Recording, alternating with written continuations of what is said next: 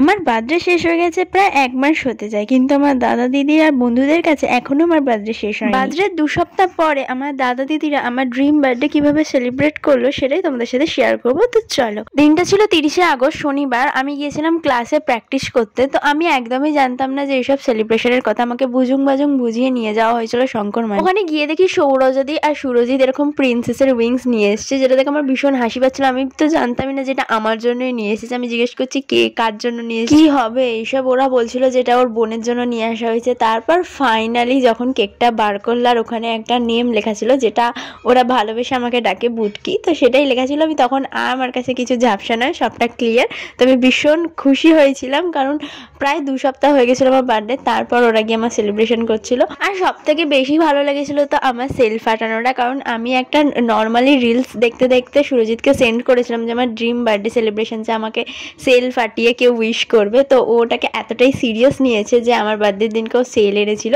যেটা ওখানে ফাটানো হচ্ছিল। তো আমার এইটা দেখে ভীষণ খুশি হয়েছে যে আমি ওদের কাছে এতটা প্রায়োরিটি পাই। যাই হোক, আমি ব্লগে আবার বলছি থ্যাংক ইউ সো মাচ। আর এদিকে আমাকে দেখো, আমাকে দেখতে কিরকম একটা লাগছে যেন যে ভোটকাকে একটা কি পরিদের জামা পরিয়ে দিয়েছে।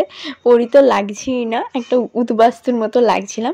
আমার খুব খুশি, আমি খুব খুশি হয়েছি এইসব দেখে। আমার বার্থডে চলে গেছে আগের সপ্তাহে, মানে 21 তারিখ। আজকে কত তারিখ? 30 তারিখ। দাঁড়া বেরোবো। থ্যাংক ইউ এতটা স্পেশাল ঘন্টা তুলে দিন। তোমরা কি ভাবছো এখানেই শেষ? একদমই না। ঠিক তার পরের দিনকেই প্রিয়াঙ্কা দি ক্লাসে আমার বার্থডে সেলিব্রেট করেছে। এইভাবে দাদা দিদিদের জন্য আমার বার্থডে চলে যাওয়ার পরেও 2 সপ্তাহ ধরে আমার বার্থডে শেষ হচ্ছে। এইসব দেখে আমি ভীষণ খুশি হয়েছি। এই প্রথম বছর আমার বার্থডেটা এইভাবে গেল, এতটা স্পেশালি। প্রথমে তো বড় মায়ের কাছে গেলাম, তারপর এই 2 সপ্তাহ ধরে সেলিব্রেশন, সবটা মিলিয়ে আমি ভীষণ খুশি হয়েছি। তো সবাইকে থ্যাংক ইউ সো মাচ আমাকে এতটা প্রায়োরিটি দেওয়ার জন্য, এতটা ভালোবাসার জন্য, এতটা টাইম দেওয়ার জন্য, এতটা স্পেশাল ফিল করানোর জন্য। তোমাদের সবার জন্য অনেক অনেক ভালোবাসা রইল। এইভাবেই আমার পাশে থেকো। আর একদম শেষে তোমাদের দেখাই একটা কিউট গিফট, যেটা আমাকে ইপসা দিয়েছে। তো থ্যাংক ইউ ইপসাকেও এত সুন্দর একটা গিফট দেওয়ার জন্য।